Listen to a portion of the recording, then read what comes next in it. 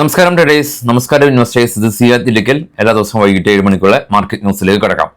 ആദ്യമായിട്ട് ഈ വരുന്ന ഞായറാഴ്ചയാണ് നമ്മളുടെ ഫ്യൂച്ചർ ആൻഡ് ഓപ്ഷൻ, ഇൻഡെക്സ് ഓപ്ഷനും കമ്മ്യൂണിറ്റി ഓപ്ഷനും നമ്മൾ ഡിസ്കസ് ചെയ്യുന്നുണ്ട്. ഞായറാഴ്ച കൊച്ചിയിൽ വെച്ചിട്ടാണ് നമ്മുടെ ക്ലാസ് ഉള്ളത്. താല്പര്യമുള്ള ആളുകൾക്ക് ഫസ്റ്റ് കമൻറ്റ് നമ്പറിൽ കോൺടാക്ട് ചെയ്യാം. നിങ്ങൾ സീറ്റ് ബുക്ക് ചെയ്യാം. ഓഫ്ലൈൻ ക്ലാസ് ആണ്. മാർക്കറ്റിലേക്ക് വരുമ്പോൾ ഇന്നത്തെ മാർക്കറ്റ് അപ്ഡേറ്റ് പറയുന്നതിന് മുമ്പ് തന്നെ എവിടെയും യുദ്ധ സാഹചര്യങ്ങളും അതായിട്ട് ബന്ധപ്പെട്ടുള്ള ചർച്ചകളാണ്. ഒരുപാട് പേര് മാർക്കറ്റിനെ ഷോർട്ട് ചെയ്ത് വെച്ചിട്ടുണ്ട്. മാർക്കറ്റ് ഇടിയാത്തിൽ അവർക്ക് പരിഭവമുണ്ട്. കാരണം ഒരുപാട് മെസ്സേജുകളാണ് വരുന്നത് എപ്പോൾ മാർക്കറ്റ് ഇടിയും എന്നുള്ള കാര്യത്തിൽ. അപ്പോൾ ഒരു കൂട്ടം ആളുകൾ മാർക്കറ്റിനെ ഷോർട്ട് ചെയ്തുകൊണ്ടാവണം FIs മാർക്കറ്റിനെ ഒരു ബൈ മോഡിലേക്ക് പോയിട്ടുള്ളതും മാർക്കറ്റ് ഇടിയാതെ ഇപ്പോൾ നിലനിർത്തുന്നത് FIsഉം DIsഉം ആണ്.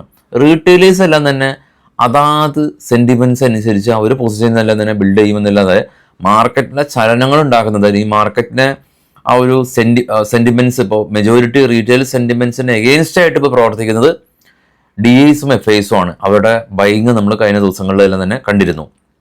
ഈ ഒരു സമയങ്ങളിൽ ഡിഫൻസ് സ്റ്റോക്കുകളിൽ റാലി ഉണ്ടാകുമെന്നുള്ള ആ ഒരു ചിന്തയുടെ പുറത്ത് വളരെ സ്മാർട്ടായ ആളുകൾ ഡിഫൻസ് സ്റ്റോക്കുകളിൽ ബൈ നടത്തി.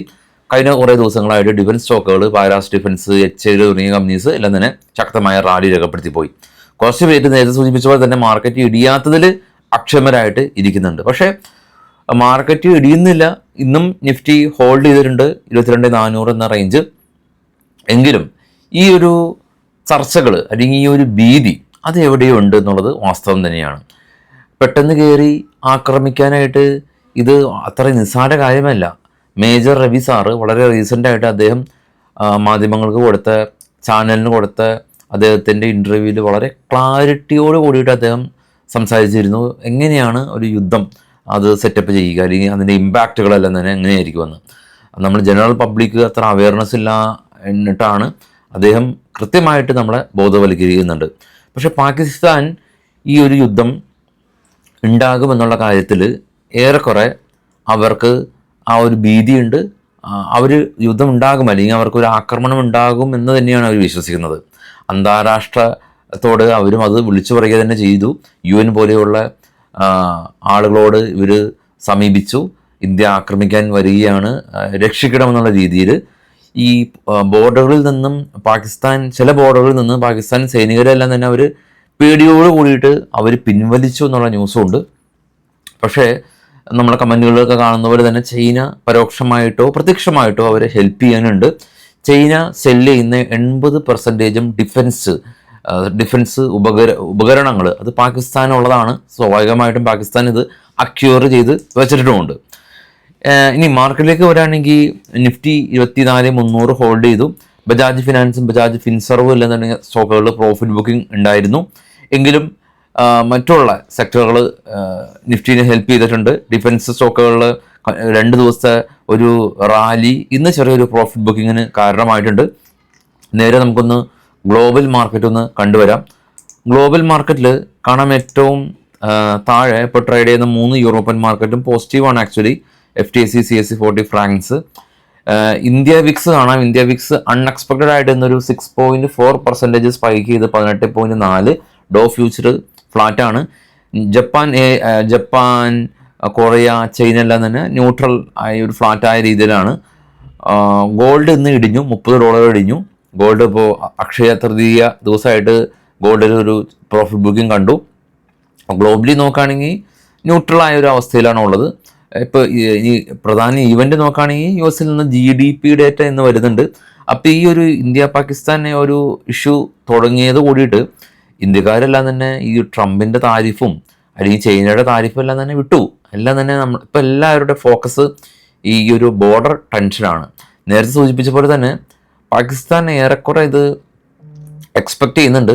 അതുകൊണ്ട് തന്നെ അവരുടെ ഭാഗത്തുനിന്ന് സ്വാഭാവികമായ രീതിയിൽ ഈ പരിശീലന പറക്കടകളും അല്ലെങ്കിൽ സർഫസ് മിസൈലെല്ലാം തന്നെ അവർ യുദ്ധത്തിന് വേണ്ടി സജ്ജമാകുകയാണ്.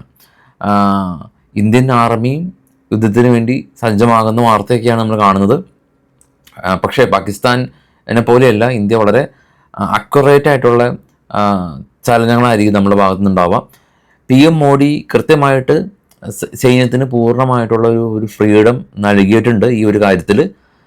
അപ്പോൾ അത് നമുക്ക് കാത്തിരുന്ന് തന്നെ കാണാം മാർക്കറ്റിൽ ഏത് രീതിയിലായിരിക്കും ഇത് റിയാക്ട് ചെയ്യപ്പെടാം. ഫിയർ വന്നിട്ടുണ്ടെന്നുള്ളത് വാസ്തവമാണ്. അതുകൊണ്ടാണ് ഇന്ത്യ വിക്സ് ഇന്ന് 6% ഒരു റാലി ഉണ്ടാക്കിയത്. കുറച്ച് സ്റ്റോക്കുകളുടെ വാർത്തകളിലേക്ക് പോകുമ്പോൾ ഫെഡറൽ ബാങ്ക് നെറ്റ് പ്രോഫിറ്റ് അവർ 14% ഉയർന്നു. സോന ബിൽവി പ്രിസിഷൻ കമ്പനി നെറ്റ് പ്രോഫിറ്റ് 10% ഉയർന്നു. ഇത് ബൈ സെൽ റെക്കമെൻഡേഷൻ അല്ല, വാർത്തകൾ മാത്രമാണ്. തേജസ് നെറ്റ്വർക്ക് കമ്പനി ഇവർ ഇന്ത്യയിലായിട്ടൊരു പുതിയ ബിസിനസ് കോൺട്രാക്ട് സൈൻ ചെയ്തു. സൊനാറ്റ സോഫ്റ്റ്വെയർ കമ്പനി ഇവർ AWS ഡെവലപ്പേഴ്സ് കോമ്പറ്റൻസി സ്റ്റാറ്റസ് കിട്ടി. സ്റ്റോക്കിൽ നിന്ന് 12% റാലി രേഖപ്പെടുത്തി.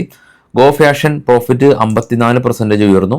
IOC Indian oil corporation company net profit 50% ഉയർന്നു. Graves cotton company net profit 10% ഉയർന്നു. പ്രീമിയർ എക്സ്പ്ലോസീവ് കമ്പനി ഇവരുടെ ഫാക്ടറിയിൽ ഒരു തീപിടുത്തം ഉണ്ടായി, 3 പേര് മരിച്ചു. സ്റ്റോക്ക് 18% ഇടിവ് രേഖപ്പെടുത്തി. പാരാസ് ഡിഫൻസ് നെറ്റ് പ്രോഫിറ്റ് 97% ഉയർന്നു. ബന്ധൻ ബാങ്ക് 54 കോടി രൂപയിൽ നിന്ന് 318 കോടി രൂപയിലേക്ക് പ്രോഫിറ്റ് ഉയർന്നു. ₹1.50 ഡിവിഡൻഡ് പ്രഖ്യാപിച്ചു. അദാനി പവർ നെറ്റ് പ്രോഫിറ്റ് 5% ഇടിഞ്ഞു. വേദാന്ത നെറ്റ് പ്രോഫിറ്റ് 154% ഉയർന്നു. സൗണ്ടൊക്കെ ഏറെക്കുറെ കറക്റ്റായി വരുന്നുണ്ട്. നിങ്ങളെല്ലാ പ്രാർത്ഥനകൾക്കും വിശ്വസിനും നന്ദി. കൂടുതൽ കരുത്താർജിച്ച് തന്നെ നമുക്ക് അടുത്ത ദിവസങ്ങളിലൊക്കെ വരാം. Thank you.